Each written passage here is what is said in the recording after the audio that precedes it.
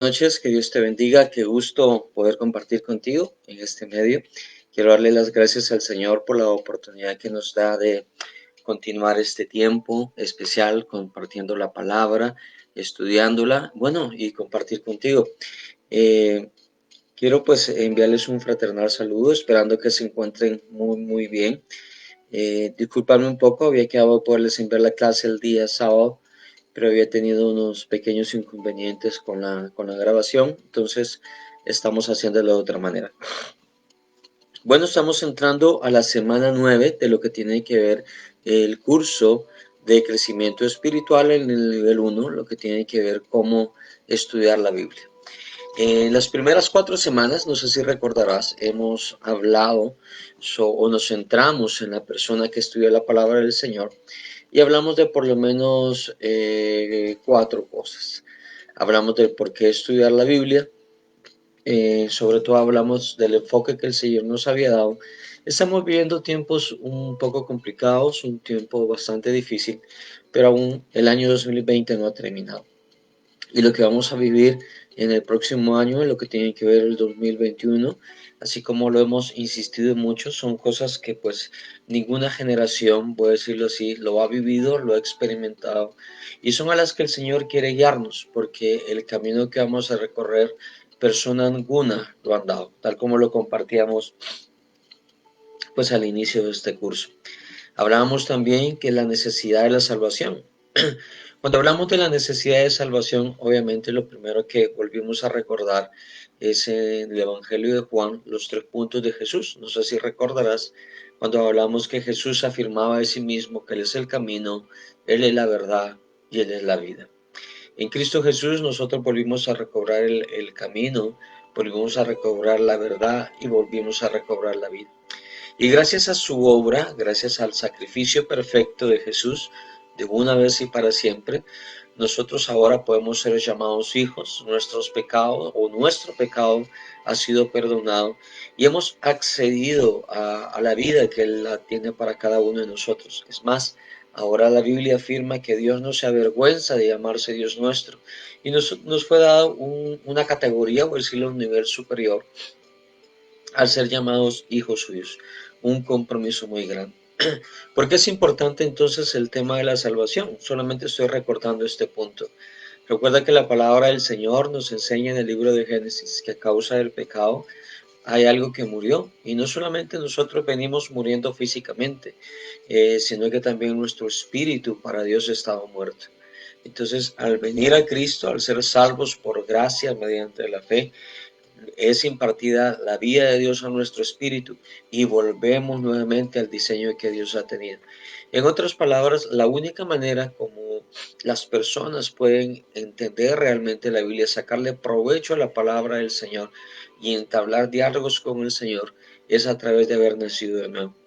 Una persona que no ha venido a salvación, una persona que no ha reconocido a Jesús como su Señor y Salvador, obviamente no es templo del Espíritu Santo y la persona del Espíritu Santo no está con él. Y si es el Espíritu Santo el que nos enseña todas las cosas, el que nos recuerda las cosas, será muy difícil que una persona que no haya nacido de nuevo pueda tener amistad y compañerismo con el Señor y por lo tanto pues le será muy difícil comprender las profundidades de la palabra del Señor. Hablábamos también de los 3 requisitos para estudiar la Biblia en la persona. El primero era la necesidad de ser espiritual. Y hablamos de la necesidad de ser espiritual porque la palabra de Dios es espíritu, Dios es espíritu y lo que es nacido del espíritu, espíritu es. Hablamos también que es ser una persona espiritual, recordando, la Biblia nos habla que hay por lo menos 3 tipos de personas, el hombre natural o el hombre bestia, como le llaman algunas traducciones. Es aquella persona que se encuentra en su estado natural de depravación sin haber sido salvo. En otras palabras, no puede tener una intimidad con el Señor. El hombre carnal es aquella persona que ha venido a salvación, que ha sido salvo por gracia mediante la fe, pero se encuentra en un momento en su vida en que no se decide o si vive para Dios o satisface los deseos de la carne. Es lo que la Biblia llama el hombre carnal, lo que le da igual prácticamente todo. El espiritual, a diferencia del carnal, Es una persona que ha decidido morir a sí mismo, morir a su carne.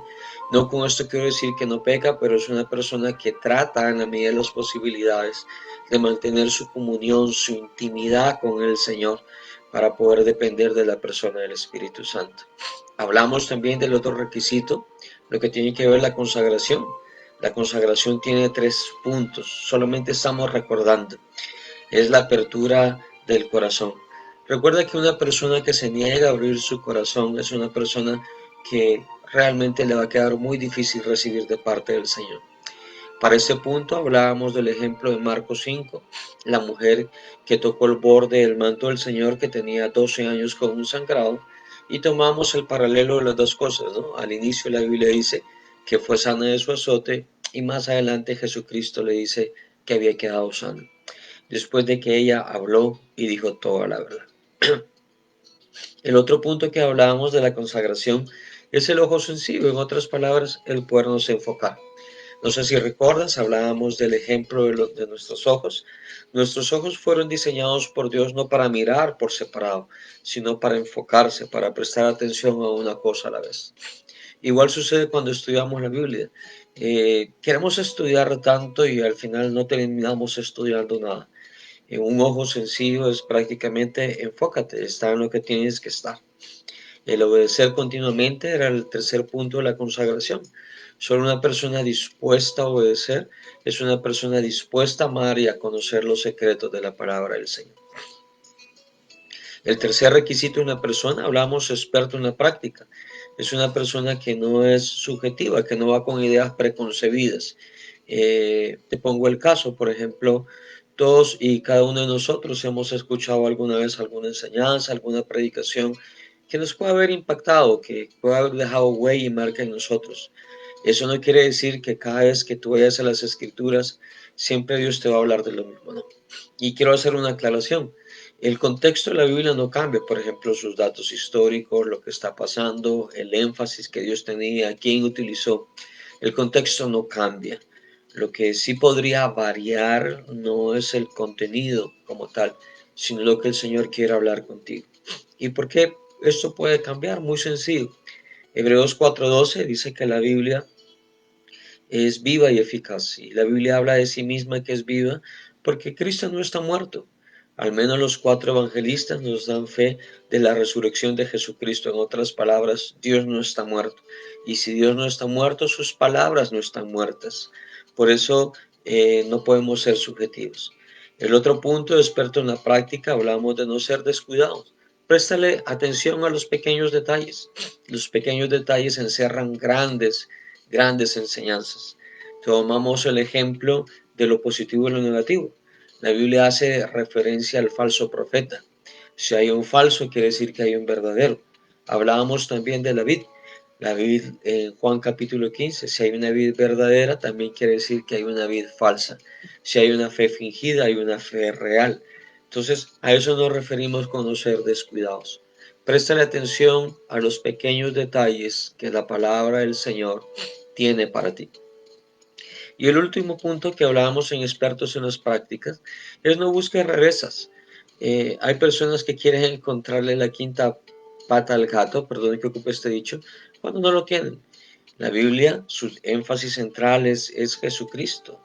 La Biblia vino a hablarnos del plan eterno de Dios para traer redención, para mostrarnos de su amor. Fuera de todo esto, es muy difícil que puedas encontrar otras cosas, como por ejemplo, es muy difícil que vayas a encontrar el tema del Internet en las escrituras, porque en los tiempos que se escribieron, obviamente no vamos a encontrar los temas del teléfono, vamos a encontrar muchas cosas que no están. Entonces, a eso se refiere también buscar rarezas. A veces perdemos mucho tiempo en querer encontrar cosas que al final no tienen nada que ver con nuestro crecimiento, no tienen nada que ver con la madurez, sino sencillamente satisfacer nuestro deseo por la información. Eso fueron prácticamente la semana 1 al 4, muy importante, la semana del 5 al 8, hablamos del Espíritu Santo y las Escrituras. Una de las cosas que más les recalcaba y les decía, obviamente yo creo mucho en el mover del Espíritu Santo, junto con mi esposa, mi familia y allegados, hemos sido testigos de milagros especiales del Señor. Hemos visto ciegos ver, hemos visto sordos escuchar, hemos visto huesos crecer delante nuestro, paralíticos dejar sillas de rueda, en fin, un sinnúmero de milagros físicos. Hemos visto también dinero multiplicarse en las manos de las personas. Hemos visto del Señor traer revelación sobre acontecimientos o circunstancias muy especiales. Obviamente, vuelvo y te insisto, yo creo en el mover del Espíritu Santo, creo en los carismas, como son llamados, creo en el hablar en lenguas, la interpretación de lenguas, pero obviamente el ministerio del Espíritu ha sido muy encasillado en lo que tiene que ver las manifestaciones y hemos dejado por lado su amistad.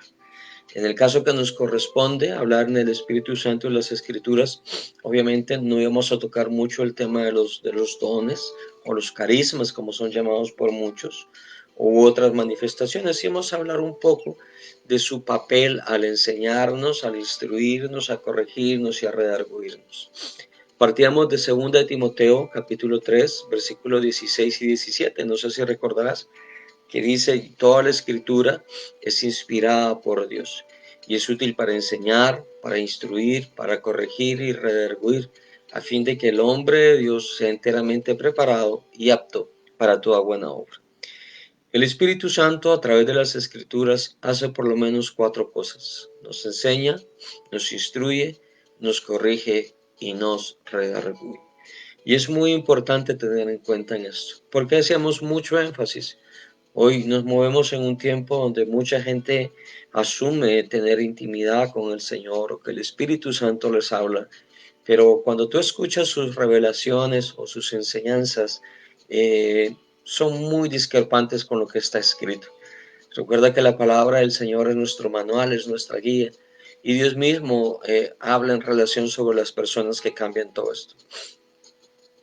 Hablamos también del ejemplo de Ana, la mamá del profeta, hablamos de la mamá de Sansón, y hablamos sobre el gran problema que se originó cuando ella le cambió una palabra al mensaje que el ángel le había traído. Lo pudimos ver reflejado pues en la vida de Sansón. Por eso es tan importante entender que también uno de los labores del Espíritu Santo es tenernos dentro de las Escrituras, dentro de todo esto que tenemos aquí.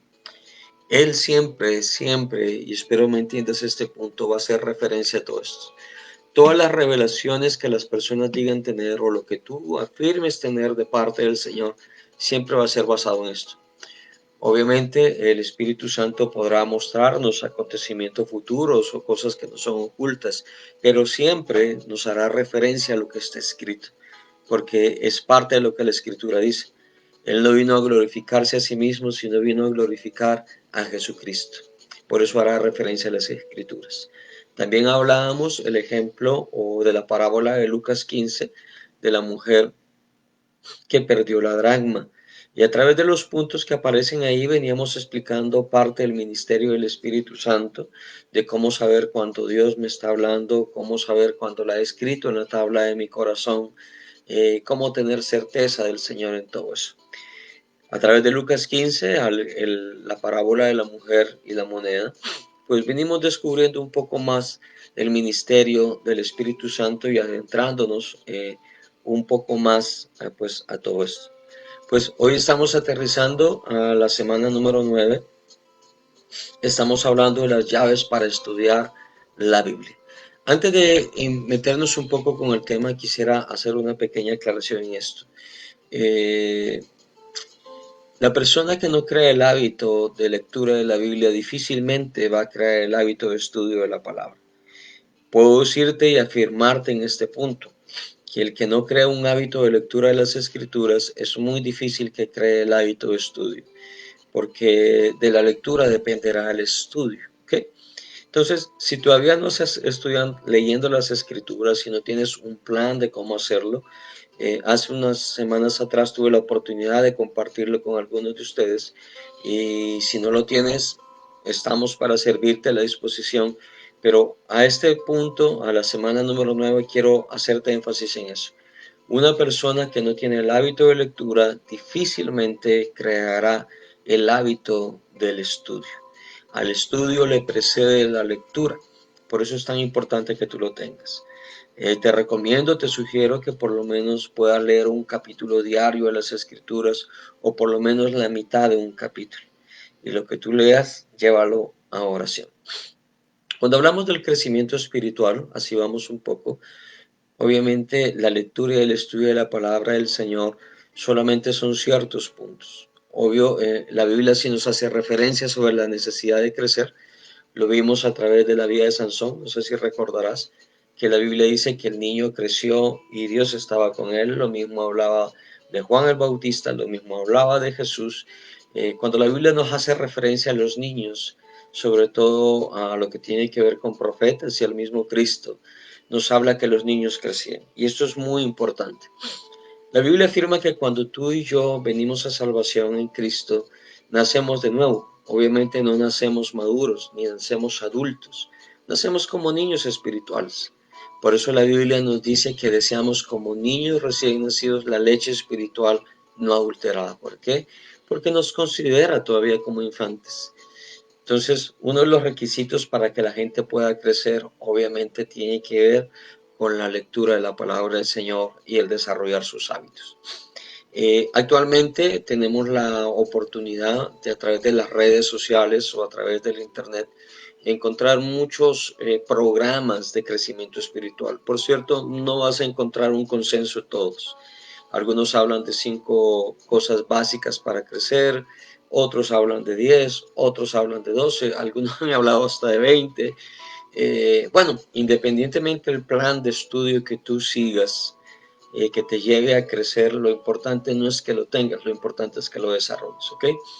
Si tú no tuvieras un plan definido de crecimiento espiritual, en otras palabras, saber cómo hacerlo, igual estamos a la disposición de poderte ayudar. Pero sí te digo, un plan de crecimiento por lo menos incluirá la oración, la lectura, el estudio, el compartir con otros creyentes y compartir tu fe con otras personas y obviamente la comunión del Espíritu Santo.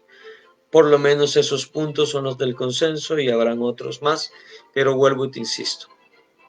En este punto, que estamos en la semana 9, si todavía no tienes el hábito de la lectura, te invito a desarrollarlo. En la psicología, no soy psicólogo, por cierto, y mucho menos psiquiatra. He leído un poco, pero muchos psicólogos y psiquiatras afirman algo, que la única manera de poder crear un hábito es deshacerte de un hábito viejo. Por lo general, la creación de un hábito nuevo requiere que dejemos un hábito viejo y el cultivo de los que ya tenemos. Podríamos decir que en un día normalmente tenemos 24 horas, no sé los minutos, tampoco los segundos que tengamos, pero en esas 24 horas por lo general tendemos a desperdiciar mucho tiempo y a veces perdemos mucho tiempo los que manejamos transportándonos, yendo a los trabajos o cualquier otro sitio, se pierde mucho tiempo en el transporte. Así que si tú eres una persona que se mueve mucho o en estos tiempos que estamos a través de lo internet, de lo cibernético, te sugiero que puedas apartar un tiempo diario para invertir en tu crecimiento. Un espacio, yo me atrevo a decir, de por lo menos unos 30 minutos. La Biblia no nos habla de un tiempo mínimo, pero te sugiero como mínimo unos 30 minutos. ¿Por qué te hablo de eso? Un tiempo para orar, un tiempo para leer la Biblia, un tiempo para poder hacer tus apuntes, un tiempo para meditar, un tiempo para escuchar al Señor. Eh, Definitivamente, pues tú definirás el tiempo que tienes, solo quiero invitarte a que no dejes de hacerlo. Si ya tienes definido tu plan de crecimiento espiritual, te parecerá un poco semejante lo que vamos a comenzar a ver hoy, y son las llaves para estudiar la Biblia. Prácticamente son 4, muy similares a lo que tiene que ver con el crecimiento espiritual. La primera de ellas, te la digo, es escudriñar las escrituras. La segunda es el memorizar las escrituras. La tercera, comparar las escrituras. Y la cuarta tiene que ver con meditar en las escrituras. Voy a hablarte un poco someramente de las cuatro y en las próximas clases pues las iremos desarrollando un poco más. Por ejemplo, cuando hablamos de escudriñar las escrituras, no tiene que ver con buscar rarezas, lo que tiene que ver es con prestar atención a los pequeños detalles. Si tienes la Biblia contigo, vamos al primer libro de Samuel, al capítulo 17, para hablar un poco lo que tiene que ver con el escudriñar. ¿Okay? Vamos a solamente dar pequeños ejemplos y en las restantes clases iremos desarrollando cada uno de ellos. Por ejemplo, Primera de Samuel en el capítulo 17, en el versículo 1 dice así: Los filisteos juntaron sus ejércitos para la guerra y se congregaron en Soco, que es de Judá, y acamparon entre Soco y Aseca, que es en Efes Damí. Okay. ¿Qué significaría escudriñar en este tiempo? Por ejemplo, dice el versículo 1, nos está hablando de los filisteos. ¿Qué veríamos del escudriñar? Es averiguar quiénes son los filisteos. Recuerda algo, el mejor diccionario de la Biblia es la Biblia misma. Con esto no quiero decir que te puedas auxiliar de alguna concordancia, de algún diccionario bíblico, de libros de historia, no, son muy buenos, son muy buenos. Lo que quiero decirte es que aunque leamos hacia afuera, tenemos que seguir siempre el consejo de lo que está aquí adentro. Entonces, escudriñar sería en el versículo 1 es, averíguate quién son los filisteos. ¿Por qué los filisteos aparecen en la Biblia? ¿Por qué están apareciendo en este tiempo? ¿Por qué Dios permitió que ellos fueran a la guerra? ¿De dónde vienen los filisteos? ¿Qué significa su nombre? ¿Cuál es el accionar de ellos? ¿Okay? Entonces, prácticamente eso sería escudriñar un poco. Si vemos más adelante, dice, los filisteos juntaron sus ejércitos para la guerra. ¿Por qué estaban en guerra? ¿Por qué estaban peleando? ¿Qué es lo que estaba aconteciendo en ese momento? Más adelante dice, y se congregaron en Soco, que es de Judá. ¿Qué es Soco? ¿Dónde está Soco? ¿Qué es Judá? ¿Quién es Judá? ¿Por qué fueron a Judá? O sea, eso realmente es escudriñar. No te quedas solamente con lo que leíste, sacaste una información de saber que había una batalla, pero lo dejaste hasta ahí.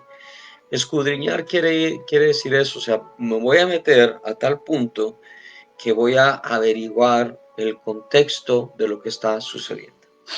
Prácticamente escudriñar quiere decir eso, averigua el contexto del capítulo y lo que puedas tener al entorno. Eso quiere decir a grosso modo escudriñar.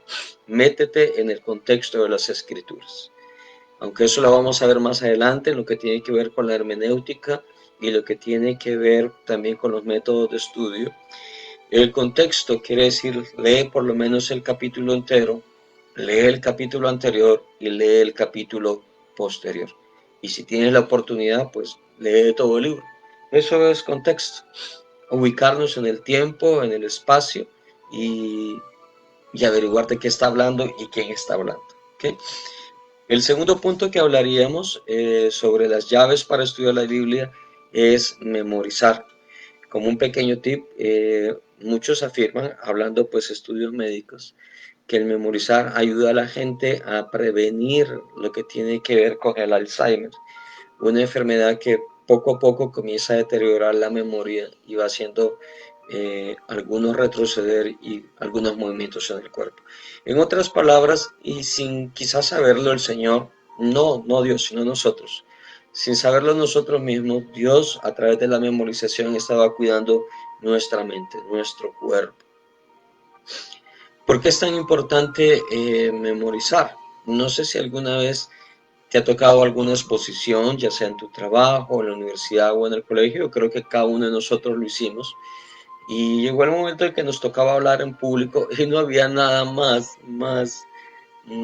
difícil que pasar al frente y que se te olvidara todo. Realmente el memorizar en lo que tiene que ver con el estudiar nos ayuda, por ejemplo, en el contexto que estamos hablando de 1 Samuel 17. Voy a la Biblia y dice los filisteos. Como yo memorizaba algunos versículos, yo digo, en la parte de atrás también habla de lo que tiene que ver con los filisteos. O sea, el memorizar, en este momento estamos hablando del estudio, no estoy hablando de la defensa del Evangelio, aunque es muy importante, o la presentación del Evangelio. Estamos hablando en lo relacionado con el estudio. Cuando tú memorizas versículos, como sabes, la Biblia tiene un contexto general. eh, Cuando comiences a estudiar algún pasaje, el mismo Señor te va a ir recordando aquellas cosas que has guardado en tu mente, que están en tu corazón. Entonces, el memorizar es una llave de lo que tiene que ver también con el escudriñar. Trata a la medida de lo posible aprenderte los pasajes de aquellos de los cuales el Señor te va hablando, porque te aseguro que cuando el Señor te llama la atención en algo, más adelante te lo irá haciendo referencia en otros pasajes. Así que quiero invitarte a hacer esto. Memoriza, por cierto, hago un paréntesis.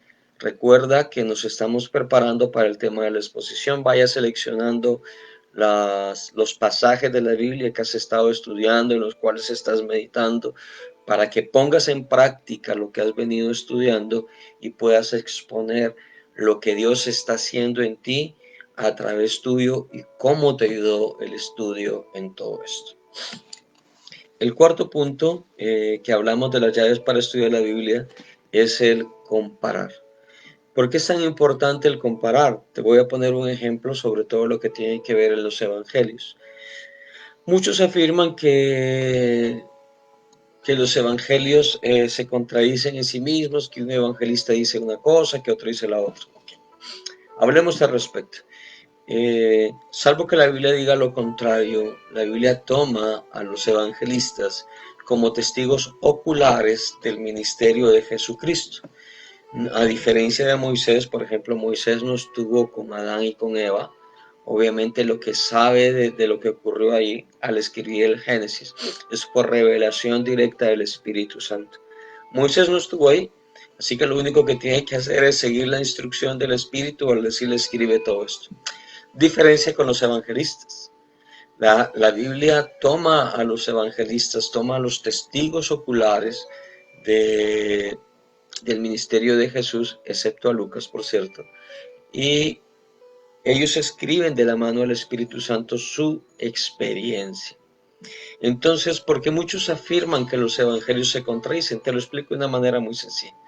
Supongamos que yo estoy con 3 personas.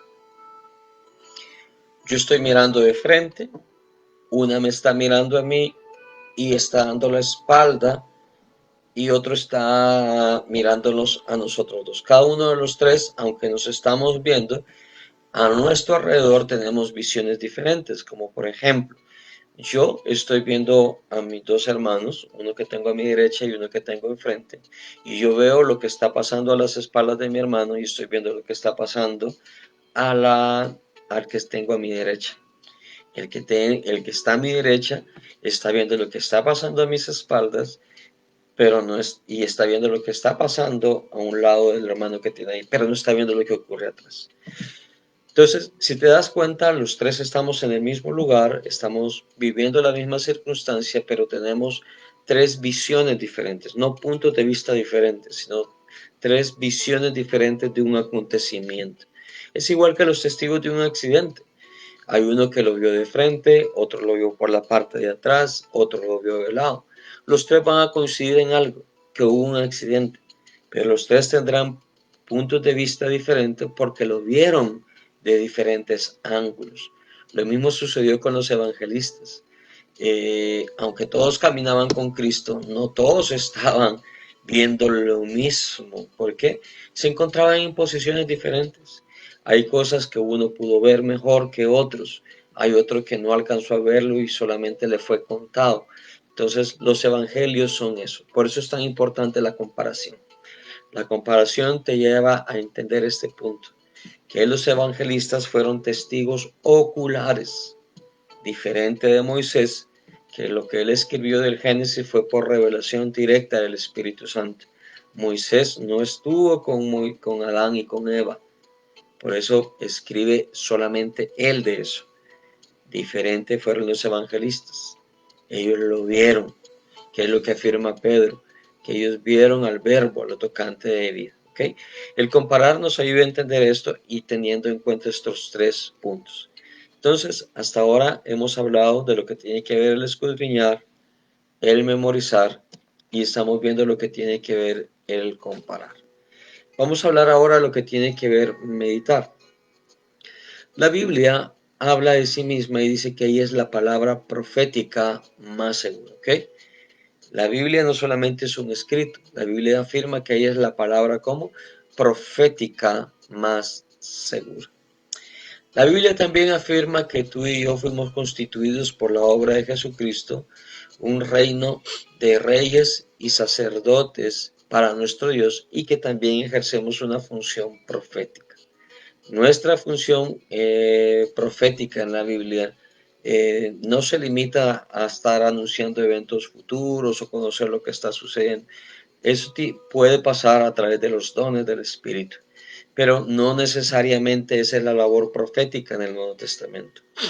La labor profética en el Nuevo Testamento, como enseña la carta a los Corintios, tiene que ver con exhortar, tiene que ver con redarguir y tiene que ver con consolar. Tú y yo profetizamos, pero ¿qué profetizamos? Lo que está escrito, ¿ok? Profetizamos como lo que está escrito. Entonces, si Dios nos hizo profetas, los primeros que tienen que creer el mensaje somos nosotros. Entonces, ¿qué tiene que ver esto con estudiar? Cuando la Biblia habla de meditar, la meditación en la Biblia, sobre todo en el hebreo antiguo, no tiene nada que ver con lo que tú y yo conocemos como meditar. Por ejemplo, para nosotros en este lado del mundo, meditar es, por ejemplo, un pensamiento recurrente, nos podemos quedar callados, podemos mirar hacia arriba, estamos trabajando y está nuestra mente en eso. No. Meditar en el Antiguo Testamento tiene relación a predicarse a sí mismo. ¿Okay? Meditar en el Antiguo Testamento tiene que ver con predicarse a sí mismo.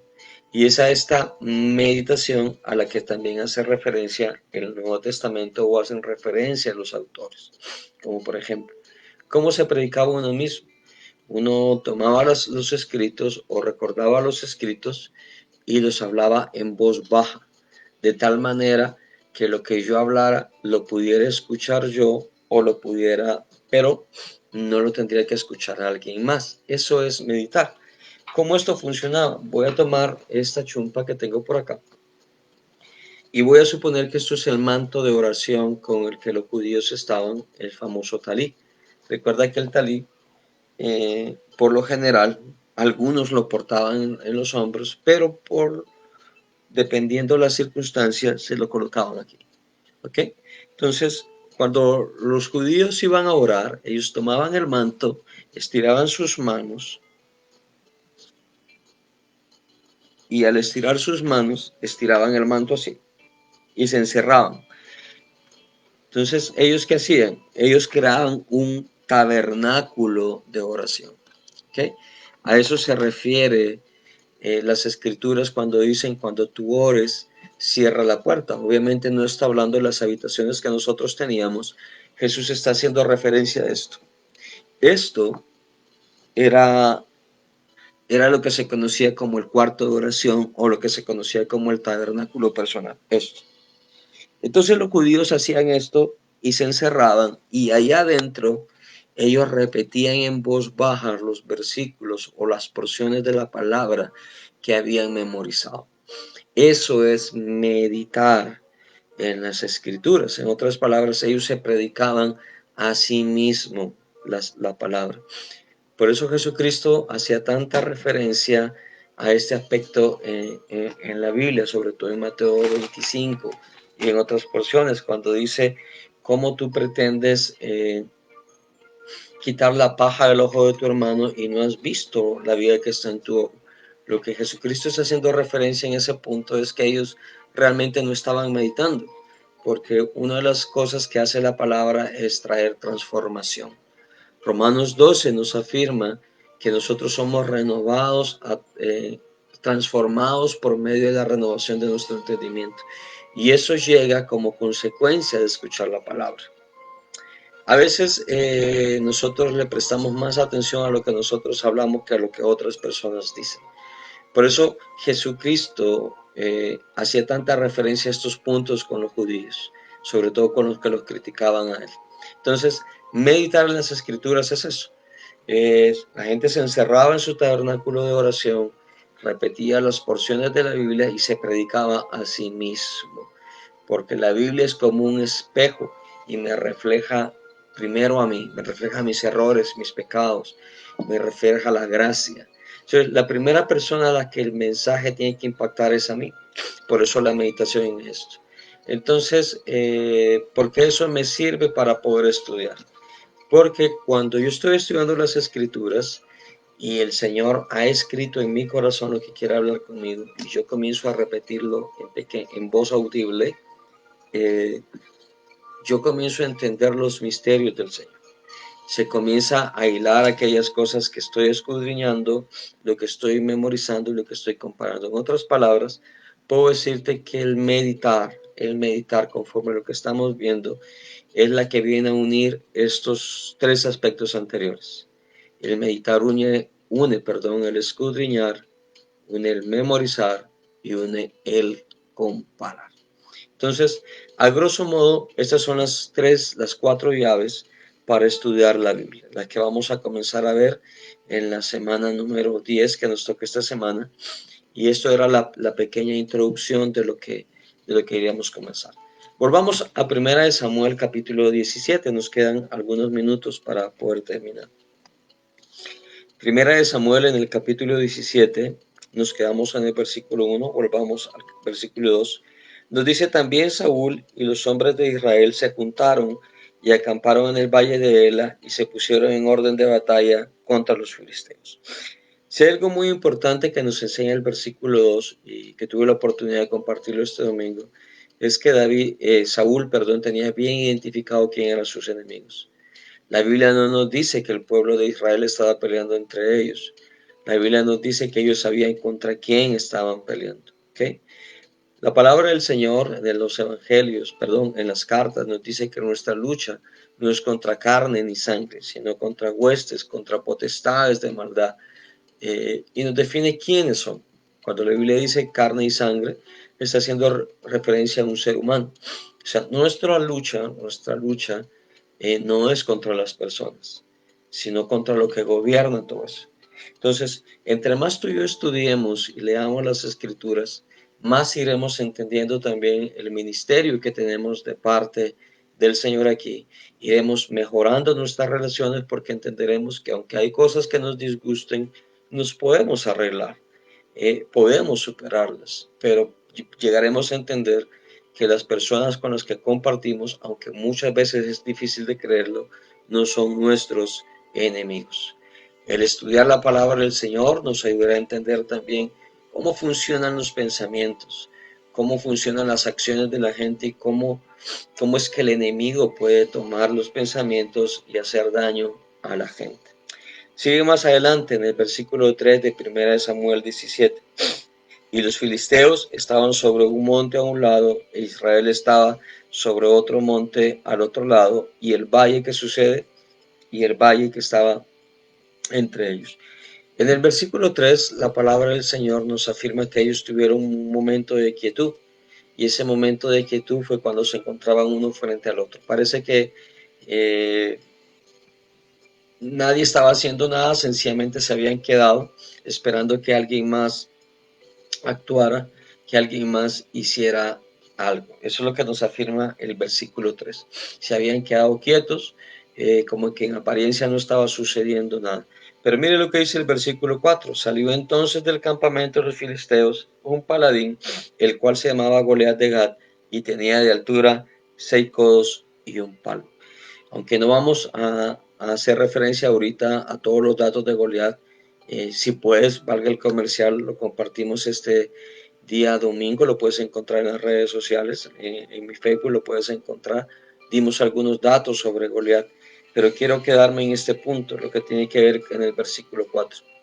Cuando nosotros estudiamos la palabra del Señor, nos daremos cuenta que este pasaje como tal, no estoy juzgando ni negando las enseñanzas que hemos tenido por años, pero te das cuenta que realmente 1 Samuel 17 no nos habla de cómo vencer gigantes.